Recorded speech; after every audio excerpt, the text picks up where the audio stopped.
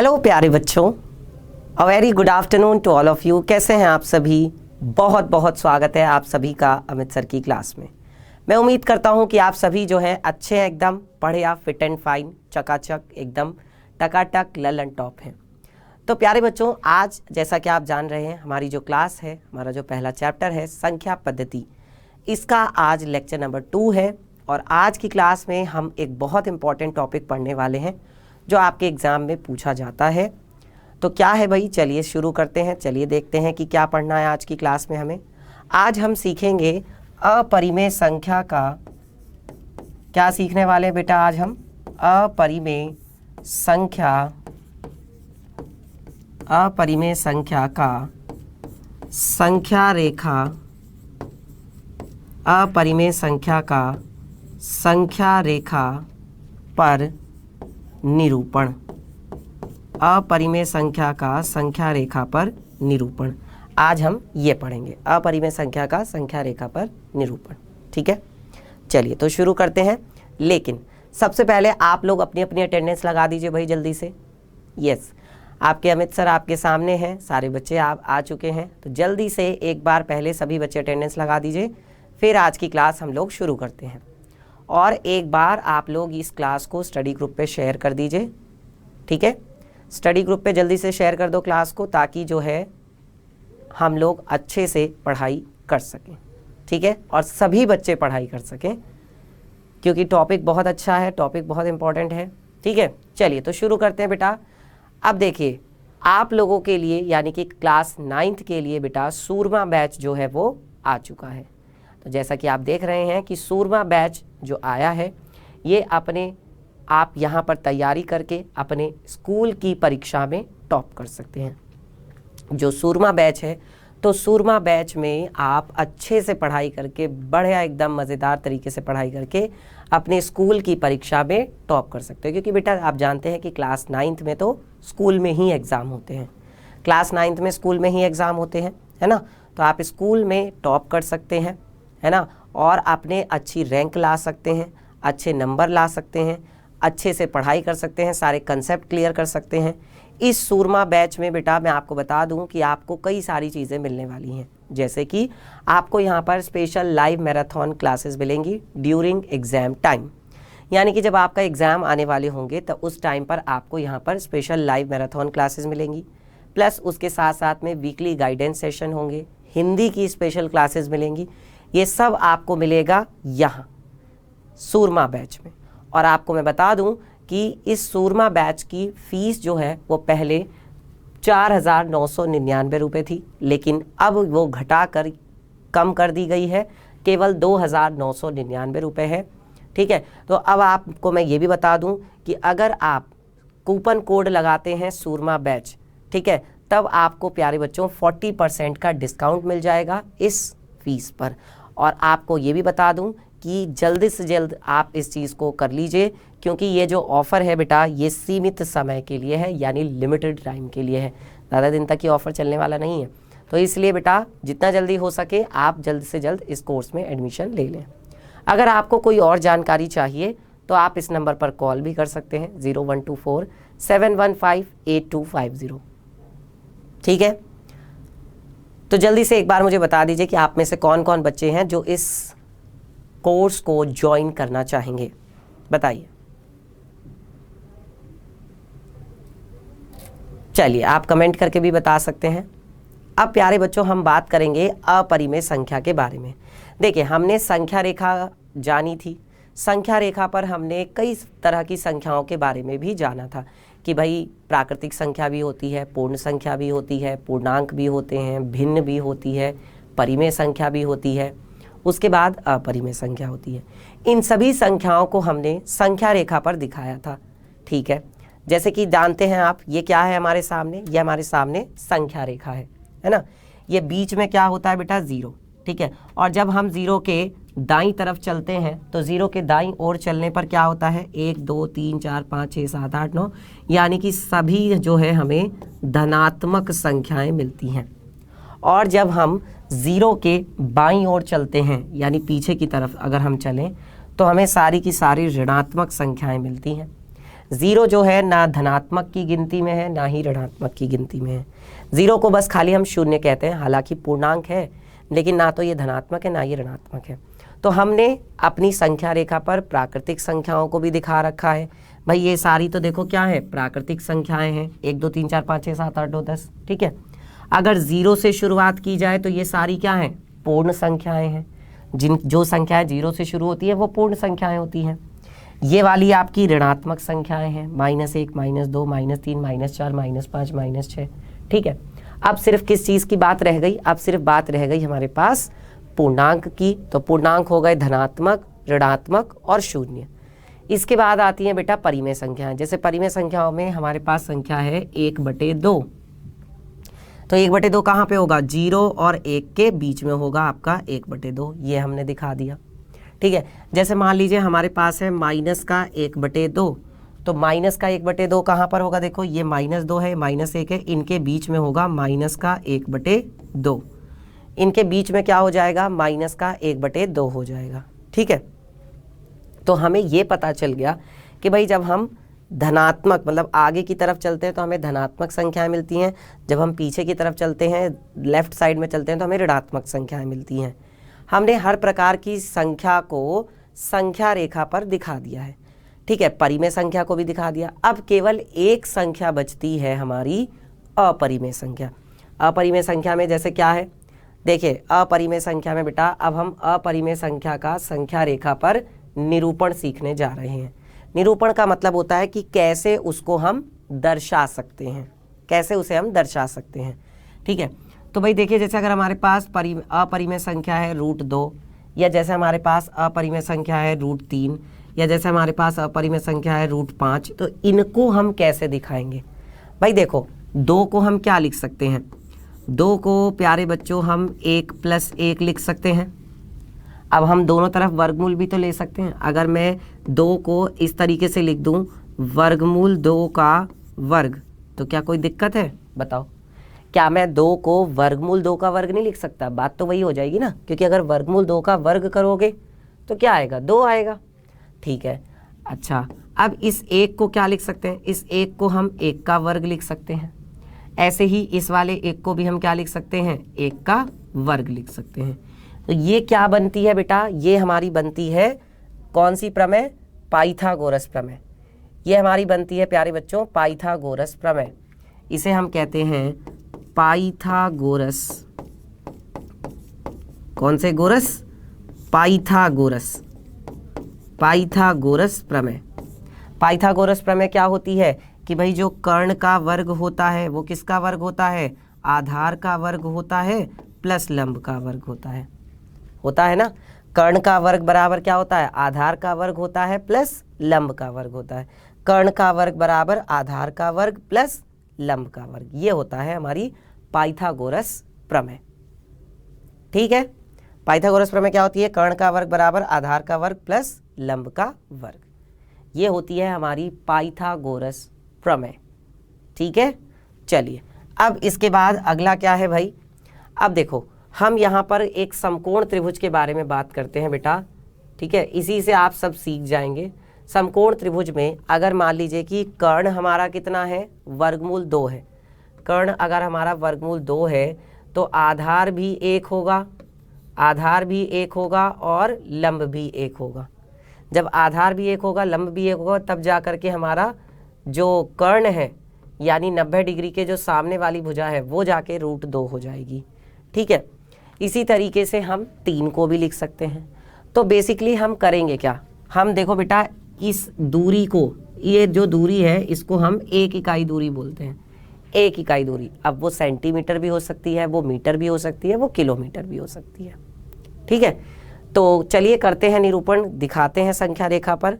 तो सबसे पहले हम क्या करेंगे, सबसे पहले हम अपनी √2 जो संख्या है इसको संख्या रेखा पर निरूपित करेंगे यानी दिखाएंगे, ठीक है। तो उसके लिए आपको क्या करना पड़ेगा, पहले संख्या रेखा बनानी पड़ेगी। तो हमने क्या किया, यहाँ पर संख्या रेखा बना ली। ये देखो हमने यहाँ पर क्या किया भाई, हमने यहाँ पर देखो ये संख्या रेखा बना ली। ये हमने यहाँ पर क्या बना ली, संख्या रेखा, ठीक है। समझ में आ रहा है, और चाहो तो और थोड़ा नीचे भी ले सकते हैं, इसको और थोड़ा नीचे भी कर सकते हैं। ये देखिए, ये हमने क्या किया, थोड़ा नीचे कर लिया, है ना। अब क्या होता है बेटा, देखो बिल्कुल बीच में आपको पता है कि 0 होता है, बिल्कुल बीचों बीच में क्या होता है, 0 होता है। अब आप ये देखेंगे कि 0 से जितनी दूरी पर आप 1 लिखोगे उतनी ही दूरी पर आप 2 लिखोगे। तो 0 से जितनी दूरी पर मैंने 1 लिखा उतनी ही दूरी पर मैं क्या करूँगा, 2 लिखूँगा। मैं ऐसा नहीं करूँगा कि 0 से 1 के बीच की दूरी जो है उसे कम कर दूँ और 1 से 2 के बीच की दूरी को बढ़ा दूँ, वो गलत हो जाएगा तरीका। ठीक है, इसको हम इस दूरी को हम क्या बोलते हैं बेटा, इस दूरी को हम बोलते हैं 1 इकाई दूरी। इस दूरी को कहा जाता है 1 इकाई दूरी। ठीक है, अब इसके बाद क्या किया कि देखो हमने क्या करना है, हमने आधार लेना है 1 इकाई, 1 इकाई आधार लेना है। तो हमने क्या किया, हमने ये देखो आधार ले लिया 1 इकाई, यहाँ से लेके यहाँ तक। ठीक है, अब क्या करेंगे, अब देखो यहाँ पर हमें 90 डिग्री का कोण बनाना है, 90 डिग्री का कोण बनाना है। तो मतलब हमें 1 पर 90 डिग्री का कोण बनाती हुई एक किरण खींचनी पड़ेगी। तो हमने क्या किया, हमने प्रकार की सहायता से या चांदे की सहायता से यहाँ पर 90 डिग्री का कोण बनाती हुई एक किरण खींच दी। ये लो, हमने यहाँ पर 90 डिग्री का कोण बनाती हुई एक किरण ऐसे खींच दी। ये लीजिए, 90 डिग्री का कोण बनाती हुई हमने क्या करा, एक किरण खींच दी। और इसको हमने नाम दे दिया, मान लीजिए इस बिंदु को हमने नाम दिया O, इसको हमने नाम दे दिया क्या, A, इसको हमने नाम दे दिया A, और ये जो किरण है इसको हमने नाम दे दिया X। अब हमें क्या करना है प्यारे बच्चों, देखिए हमने ये वाली दूरी तो ले ली 1 इकाई, अब हमें ये वाली दूरी भी कितनी लेनी है, 1 इकाई लेनी है। तो हम क्या करेंगे, हम प्रकार लेंगे, प्रकार की नोक रखेंगे यहाँ पर, पेंसिल की नोक रखेंगे यहाँ पर। ठीक है, प्रकार की नोक यहाँ, पेंसिल की नोक यहाँ, प्रकार में दूरी ले लोगे। फिर क्या करेंगे, उसकी प्रकार की नोक को रखेंगे बिंदु A पर, बिंदु A पर प्रकार की नोक को रखेंगे और यहाँ रख करके इस तरीके से एक चाप लगा देंगे, इस तरीके से एक चाप लगा देंगे। अब जिस बिंदु पर ये आपकी किरण को काट रहा है, ध्यान दीजिए, जिस बिंदु पर ये आपकी किसको काट रहा है, किरण को काट रहा है। ठीक है, इसको हम नाम दे देते हैं B बिंदु, इसको हम B बिंदु नाम दे देते हैं। अब क्या कीजिए, O से B को मिला दीजिए, O से किसको मिला दीजिए, B को मिला दीजिए, यहाँ से यहाँ इसे मिला दो। ये लो, O से मैंने B को मिला दिया, O से B को मिला दिया। और इसके बाद क्या होगा, ये वाला कोण आपका 90 डिग्री है ही है, ये 1 इकाई दूरी हो गई, ये भी 1 इकाई दूरी हो गई। जब ये 1 इकाई दूरी है, ये 1 इकाई दूरी है, ये आपका 90 डिग्री का कोण है, तो ये वाली जो दूरी होगी ये आपकी वर्गमूल 2 होगी, है ना। अब आपको क्या करना है, अब आपको यहाँ पर प्रकार की नोक रखनी है, यहाँ पर बिंदु B पर पेंसिल की नोक रखनी है, यहाँ प्रकार की नोक रखेंगे, यहाँ पेंसिल की नोक रखेंगे। और जितनी दूरी आएगी उतनी दूरी प्रकार में लेने के बाद, ठीक है, फिर क्या करेंगे, प्रकार की नोक को यहीं रहने देंगे और एक चाप इस तरीके से लगाएंगे ऐसे। ये देखिए, ऐसे एक चाप लगा देंगे। ठीक है, लग गया चाप। तो जहाँ पर ये चाप आपकी संख्या रेखा को काट रहा है, किस बिंदु पर काट रहा है, देखो ये जो चाप है ये आपकी संख्या रेखा को किस बिंदु पर काट रहा है, ये देखिए ये यहाँ पर काट रहा है, इस जगह पर, यहाँ काट रहा है ये इस जगह पर, ये। ठीक है, तो ये वाला बिंदु आपका कौन सा हो जाएगा, बिंदु P, जिसको हम कह सकते हैं √2, इसको हम कह सकते हैं √2। ये आपका बिंदु P होगा, यानी कि जिसको हमने बोल सकते हैं √2। ठीक है, तो हमने बेटा संख्या रेखा पर अपरिमेय संख्या को दर्शा दिया है, दिखा दिया है। ठीक है, हमने संख्या रेखा पर अपरिमेय संख्या यानी √2 को दिखा दिया है। आप चाहें तो इधर की तरफ भी लिख सकते हैं कि भाई ये -1 है, फिर इतनी ही दूरी पर -2 लिख लो, तो ये हो जाएगा। ठीक है, दूरी थोड़ा ज़्यादा ही लें, डिस्टेंस थोड़ी ज़्यादा लें, ताकि आप उसको अच्छे से प्रदर्शित कर सकें संख्या रेखा पर। ठीक है, ये सबको समझ में आया कि √2 को कैसे निरूपित करना है संख्या रेखा पर, इतना सबको समझ में आया। चलिए आगे बढ़ते हैं। इसके बाद है बेटा अगला जो है वो क्या है, अपरिमेय संख्या का हम संख्या रेखा पर निरूपण सीख रहे हैं और अब हम सीखेंगे वर्गमूल 3 का निरूपण। अब किसका निरूपण सीखेंगे हम, वर्गमूल 3 का निरूपण सीखेंगे। तो वर्गमूल 3 का निरूपण कैसे किया जाता है, देखो 3 को हम क्या लिख सकते हैं, 3 को हम लिख सकते हैं 2 + 1। 3 को हम 2 + 1 लिख सकते हैं, भाई 2 में 1 जोड़ेंगे तो 3 आएगा। अच्छा 3 को अब क्या लिखोगे, वर्गमूल 3 का वर्ग लिख सकते हो। 3 को आप वर्गमूल 3 का वर्ग लिख सकते हैं। और देखिए 2 को आप क्या लिख सकते हैं, 2 को आप लिख सकते हैं वर्गमूल 2 का वर्ग। 2 को आप लिख सकते हैं वर्गमूल 2 का वर्ग। और 1 को आप क्या लिख सकते हैं, 1 को आप लिख सकते हैं 1 का वर्ग। भाई हमने 3 को लिख लिया वर्गमूल 3 का वर्ग, 2 को हमने लिख लिया वर्गमूल 2 का वर्ग और 1 को हमने लिख लिया वर्गमूल 1 का वर्ग सिंपल। 1 को हमने सिंपल 1 का वर्ग लिख लिया क्योंकि 1 ही कम कितना होगा, 1 होगा। और 2 को हमने लिखा है वर्गमूल 2 का वर्ग, जब वर्गमूल 2 का वर्ग करेंगे तब 2 आएगा। ठीक है, तो क्या हुआ, अब देखो हमें आधार 1 लेना पड़ेगा और हमें लंब लेना पड़ेगा √2। ठीक है, या आप आधार √2 ले लीजिए और लंब कितना ले लीजिए, 1 ले लीजिए, तब जाके आपको कर्ण क्या मिलेगा, √3 मिलेगा। तो बेटा हमें यहाँ पर करना ये होता है कि √3 को दिखाने के लिए पहले हमें √2 को दिखाना पड़ता है। तो ये तो और भी अच्छी बात है, हमारी प्रैक्टिस हो जाएगी। अगर हम √3 को दिखाना चाहते हैं तो उसके लिए हमें पहले √2 को दिखाना पड़ेगा। ठीक है, कोई बात नहीं है। तो अब हम क्या करने जा रहे हैं, अब हम √3 का स्थान निर्धारण करेंगे संख्या रेखा पर। तो हमने क्या किया, सबसे पहले हमने संख्या रेखा बना ली। ये देखिए, ये हमने संख्या रेखा बना ली। ठीक है, आपको पता है कि संख्या रेखा पर बिल्कुल बीचों बीच में क्या होता है, संख्या रेखा पर बिल्कुल बीचों बीच में होता है 0। ठीक है, अब यहाँ 0 है और यहाँ हमने ले लिया 1। ठीक है, फिर 0 से जितनी दूर 1 है उतनी ही दूर हमने 2 लिख लिया, उतनी ही दूर हमने क्या लिख लिया, 2 लिख लिया। और फिर उतनी ही दूर हमने क्या लिख लिया, 3 लिख लिया। ये है। ठीक है, तो हमने पहले √2 को दिखाना है। तो पहले हमने 0 से लेके 1 तक की दूरी ली, पहले हमने ये वाली दूरी ली 0 से 1 तक की। और फिर क्या करेंगे, ये जो 1 है इस 1 पर 90 डिग्री का कोण बनाती हुई किरण खींचिए। इस 1 पर हमने 90 डिग्री का कोण बनाती हुई किरण खींची भाई, ये लो। ठीक है, तो यहाँ पर ये आपका कोण कितना है, 90 डिग्री का कोण है। अब प्रकार में क्या करेंगे, यहाँ से लेके यहाँ तक की दूरी लेंगे। इसको आप मान लीजिए कौन सा बिंदु, O बिंदु मान लीजिए इसको। ठीक है, और इसको आप मान लीजिए कौन सा बिंदु, इसको आप मान लीजिए A बिंदु। ठीक है, इसको मान लीजिए A बिंदु। फिर क्या होगा, ये O हो गया, ये A हो गया। अब O से A तक की दूरी लोगे प्रकार में। प्रकार में कितनी दूरी लोगे, प्रकार में O से लेकर के A तक की दूरी लोगे, ले ली। प्रकार में O से A तक की दूरी ली, फिर A बिंदु पर प्रकार की नोक को रखेंगे और क्या करेंगे, चाप लगाएंगे। यहाँ पे रखा और प्रकार की नोक यहाँ रख करके हमने एक चाप ऐसे लगा दिया। ठीक है, अब ये जिस बिंदु पर काट रहा है, ये जिस बिंदु पर काट रहा है उसको हमने B बिंदु नाम दे दिया। ठीक है, समझ में आ रहा है। अब क्या करोगे, यहाँ से यहाँ O से B को मिला देते हैं। लो, O से B को हमने मिला दिया। अब क्या करेंगे, OB जो दूरी है प्रकार में ले लेंगे। प्रकार में कितनी दूरी लेंगे बेटा, OB दूरी लेंगे।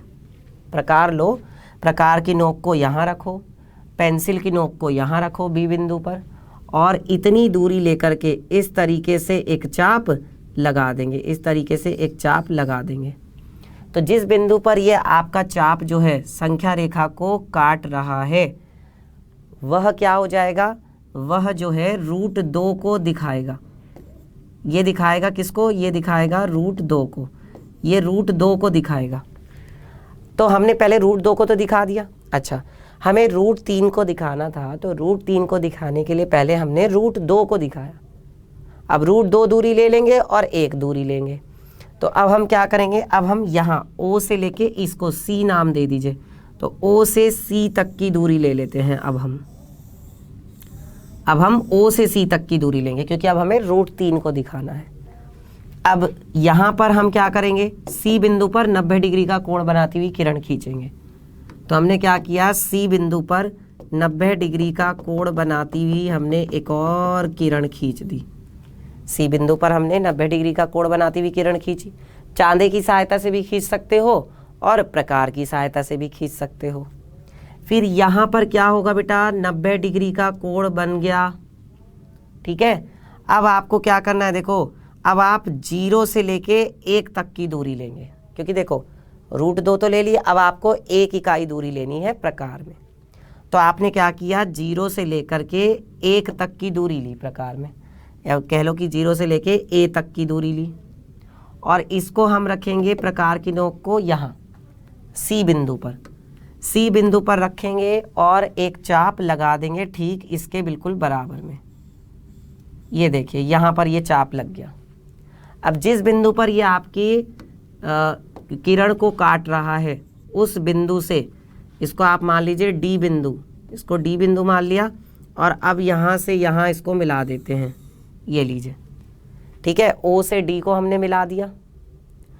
इसके बाद क्या करेंगे बेटा, ओ से डी को जो हमने मिलाया है इसी दूरी को हम प्रकार में लेंगे। प्रकार में हम ओ से लेके डी तक की दूरी लेंगे। ठीक है, प्रकार में हम कहाँ से कहाँ तक की दूरी लेंगे, ओ से लेके डी तक की दूरी लेंगे, और ओ से लेके डी तक की दूरी लेकर के और फिर से अपनी संख्या रेखा पर एक चाप लगा देंगे इस तरीके से। ये देखिए लगा दिया। तो ये कहाँ पर काट रहा है भाई, ये काट रहा है देखो यहाँ, इसको नाम दे दीजिए सी डी ई नाम दे दो इसको, ई। यहाँ पर काट रहा है ये, इस जगह पर, यहाँ पर काट रहा है ये। ठीक है, तो ये आपका हो जाएगा वर्गमूल के अंदर 3, ये आपका वर्गमूल के अंदर 3 होगा। ठीक है, तो देखो बेटा हमने संख्या रेखा पर दोनों तरह की संख्याओं को दिखाया, √2 को भी दिखाया और √3 को भी दिखाया। प्रकार, पेंसिल, चांदा, पैमाना, ये सब आपके पास होना चाहिए। प्रकार, पेंसिल, पैमाना, चांदा, ये सब चीज़ आराम से कर लोगे इसको। ठीक है, बताइए यहाँ तक किसी बच्चे को कोई दिक्कत, कोई ऐसी चीज़ जो समझ में ना आई हो? ठीक है, चलिए इसके बाद आगे बढ़ते हैं बेटा। और अब हम क्या करेंगे, √3 का स्थान निर्धारण तो हमने सीख लिया। अब हम वर्गमूल 5 का स्थान निर्धारण सीखेंगे। किसका स्थान निर्धारण सीखेंगे? वर्गमूल 5 का। तो बेटा देखो 5 का स्थान निर्धारण 2 तरीके से होता है। कैसे? देखो 5 को आप क्या लिख सकते हो, बस लिखने वाली बात है। 5 को आप 4 और 1 करके भी लिख सकते हो। भाई 4 में 1 जोड़ोगे तो कितना आ जाएगा? 5 आ जाएगा। और 5 को आप बच्चों कैसे लिख सकते हो? 5 को जो है वो आप 2 और 3 करके भी लिख सकते हो। 2 में 3 जोड़ोगे तो भी कितना आएगा? 5 आएगा, है ना? ठीक है, अब है क्या बात, देखो अगर हम 4 और 1 में तोड़ते हैं तो 5 को हम लिखेंगे 4 + 1, तो 5 को तो हम क्या लिख देंगे? वर्गमूल 5 का वर्ग लिख देंगे। 5 को तो हम वर्गमूल 5 का वर्ग लिख देंगे। जो 4 है इस 4 को क्या लिखेंगे? इस 4 को हम लिख देंगे 2 का वर्ग। और जो 1 है 1 को क्या लिख सकते हैं? 1 का वर्ग लिख सकते हैं। भाई 4 को लिख सकते हैं 2 का वर्ग और 1 को लिख सकते हैं 1 का वर्ग। लेकिन अगर हम 5 को 2 और 3 में तोड़ेंगे तब क्या होगा? देखो अगर मैंने 5 को 2 + 3 लिखा तो भाई 5 को हम लिख सकते हैं वर्गमूल 5 का वर्ग। 5 को लिख सकते हैं वर्गमूल 5 का वर्ग, ठीक है। और 2 को लिखेंगे वर्गमूल 2 का वर्ग, सही है। और 3 को क्या लिखेंगे? वर्गमूल 3 का वर्ग, और इसे जोड़ देंगे।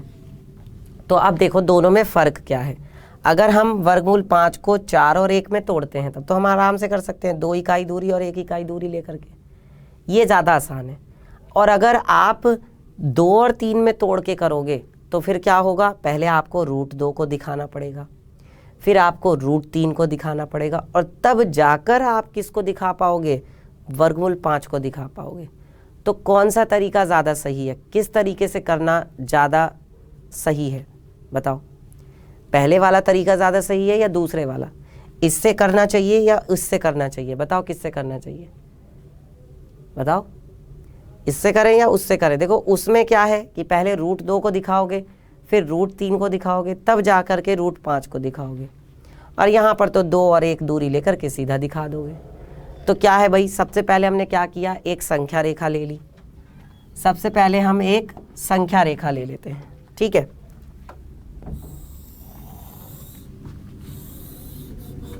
हमने क्या किया, सबसे पहले एक संख्या रेखा ले ली, ठीक है। संख्या रेखा ले ली और इसके बिल्कुल बीचों बीच में, एकदम ठीक बीच में क्या होगा, 0 होगा, ठीक है। बिल्कुल बीच में क्या है, 0 है। अब जब हम 0 के बाईं तरफ चलेंगे और 0 के दाईं तरफ चलेंगे, अच्छा दाईं तरफ चलते हैं तो क्या आएगा, देखो 0 के दाईं तरफ चलेंगे तो 1 आएगा, ठीक है। फिर जितनी दूर आपने 0 से 1 लिखा है उतनी ही दूर 1 से 2 लिखेंगे। जितनी दूर 0 से 1 लिखा है, जितनी दूर 0 से 1 लिखा है उतनी ही दूर 1 से 2 लिखोगे, ठीक है। और फिर उतनी ही दूर 2 से 3 लिखोगे, उतनी ही दूर क्या करोगे, 2 से 3 लिखोगे। ये जो दूरी है ये कम ज़्यादा नहीं होनी चाहिए, मैं फिर समझा रहा हूँ, क्योंकि अगर ये दूरी कम ज़्यादा हो गई तो सवाल गलत हो जाएगा, ठीक नहीं होगा, ठीक है। अच्छा अब देखो हम किस तरीके से कर रहे हैं, वर्गमूल 5 का वर्ग, 2 का वर्ग और 1 का वर्ग, तो 2 और 1 लेना है बस। तो हमने क्या किया, सबसे पहले हमने 2 इकाई दूरी ले ली, सीधा सीधा आधार जो है वो हमने कितना ले लिया, यहाँ से लेकर के यहाँ तक ले लिया, ये पूरा हमने आधार ले लिया, इतना ये पूरा हमने यहाँ से लेकर के यहाँ तक का पूरा हमने आधार ले लिया, ठीक है। अच्छा यहाँ 0 से लेके हमने 2 तक का पूरा आधार ले लिया। अब हम क्या करेंगे, अब हम यहाँ पर हैं 2 पर, अब हम यहाँ पर हैं तो अब हम यहाँ पर किरण खींचते हैं, कितने डिग्री की, 90 डिग्री की कोण बनाती हुई। हमने 90 डिग्री की कोण बनाती हुई किरण खींची, और ये जो 90 डिग्री का कोण बनाती हुई किरण खींची है, इस पर कितनी दूरी लेंगे, इस 90 डिग्री के कोण बनाती हुई किरण पर 1 इकाई दूरी लेनी है। तो 1 इकाई दूरी कहाँ से कहाँ तक है, ये है, देखो 1 इकाई दूरी, ये 0 से लेके 1 तक क्या है, 1 इकाई दूरी है।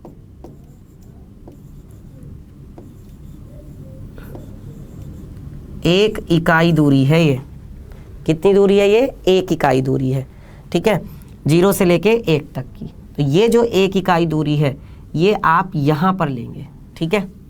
ये 1 इकाई दूरी आपने यहाँ ओ बिंदु मतलब 2 पर रखेंगे, 2 पर रखेंगे और इस तरीके से आप चाप लगाएंगे। देखिए 1 से लेके 2 तक की जो दूरी है, 1 से लेकर के 2 तक की जो दूरी है वही आप यहाँ पर रखेंगे और इस तरीके से एक चाप लगा देंगे। ये देखिए इस तरीके से आपने क्या कर दिया, चाप लगा दिया। और फिर क्या होगा, जिस बिंदु पर ये आपके रेखाखंड को काट रहा है ना, उस बिंदु से यानी यहाँ से, है ना, और ये यहाँ पर इन दोनों को मिला देंगे, यहाँ से यहाँ मिलाओ इसको,